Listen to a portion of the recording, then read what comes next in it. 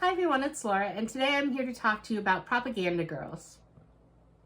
This was an audiobook that I had recommended to me on Hoopla that sounded extremely interesting, and I gave it a listen. And it's all about these 4 women. There were more people, but it focuses on 4 women that were part of this secret campaign during World War II, specifically with propaganda to counter and undermine the enemies. And I found it fascinating and very, very interesting. The creativity of these women was just fascinating to me. So as soon as the audiobook finished, I ended up ordering myself a copy. So just like A Letter to the Luminous Deep, I bought myself a copy of a book I love. So here, the best way, the description says, Betty McDonald was a 28-year-old reporter from Hawaii. Ziska Lowers grew up in a tiny Czechoslovakian village and knew 5 languages by the time she was 21. Jane Smith Hutton was the wife of a naval attaché living in Tokyo. Marlene Dietrich, the German-American actress and singer, was of course one of the biggest stars in the 20th century. These 4 women, each fascinating in her own right, together contributed to one of the most successful covert operations of World War II.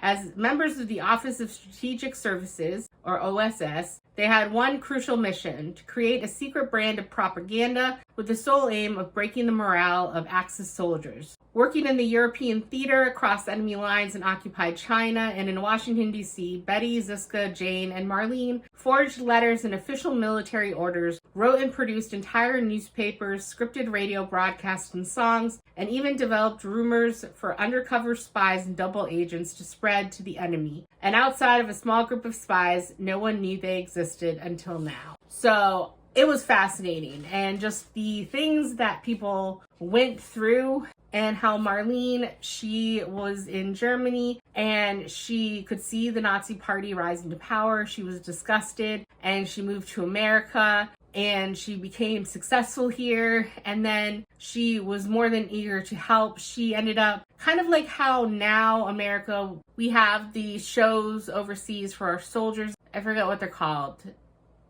My mind is just blanking, where comedians and everything go over to cheer up our troops. Marlene kind of did that. She would go over towards almost the front lines, and she was a known enemy of the upper ranks of the Nazi parties in Germany. They wanted her, they tried to recruit her. When she turned them down, they wanted to capture her and use her for their own means, and if not, then they just wanted to have her killed. But she didn't really care, and she just went, and she was near the front lines helping morale and performing for troops. And she would do interviews, and then they did, like I said, with songs. They would have her record sentimental German songs, like especially lullabies and stuff, and they would change certain words of the song to kind of, instead of making things hopeful or nostalgic, kind of give it an air, a gloomy or melancholic air, because they knew that the Axis powers were listening in to their radio broadcasts, even though they'd get in trouble with their superiors if they were caught. And so they were doing that.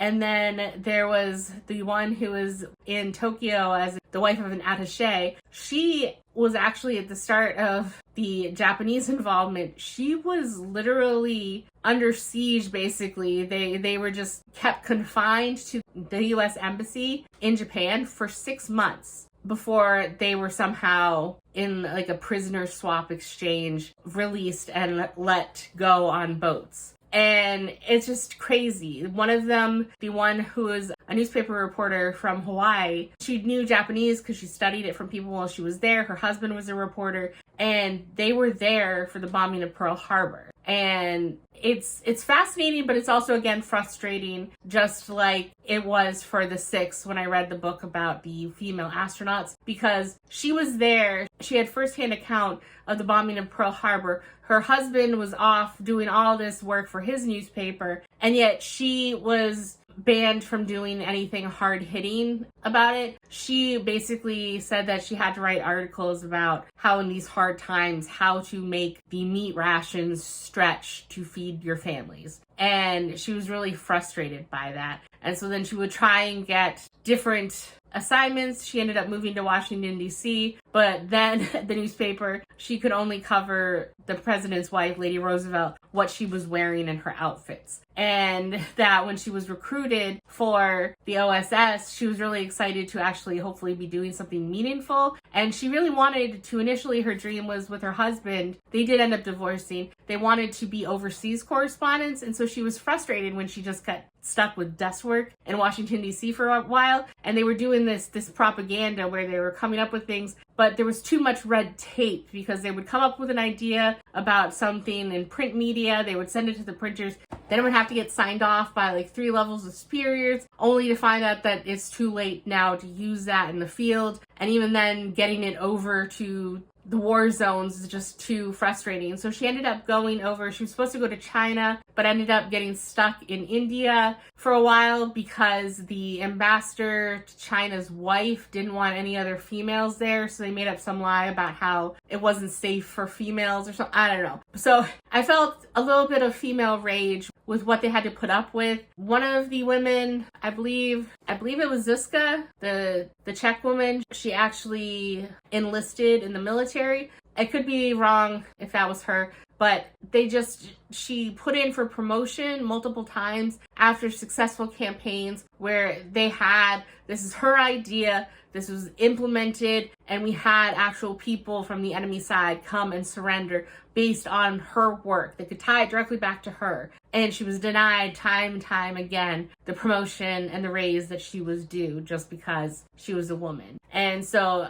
it was frustrating, but mostly I just found it fascinating. Like I said, the creative ways that how they would tweak things, that they knew that the Japanese emperor was saying, you must die and you can't give any quarter to the enemy. And this will prove your loyalty to me as the emperor. And instead, they ended up using the same form of notice and changing it to rescind that order. So then you had a lot more people turning themselves in when it was clear that they lost. And then you had other people in Europe, they had this campaign about soldiers and all of the lonely women left behind while their men are at war. And they had some token that I guess trying to say, if you pin this to your uniform, one of our local girls who's lonely will take you in, feed you, and give you a good time. And so they had all these hapless idiot soldiers wandering around the town, wondering why no one was approaching them, and then going up and talking to a bunch of women.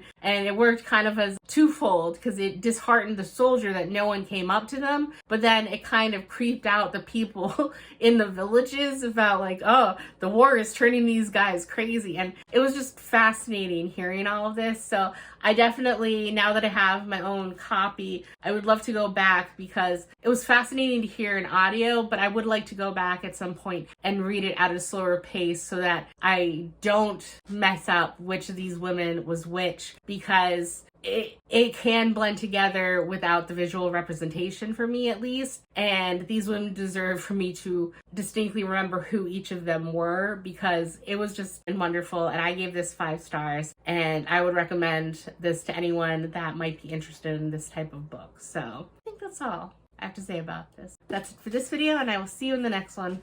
Bye.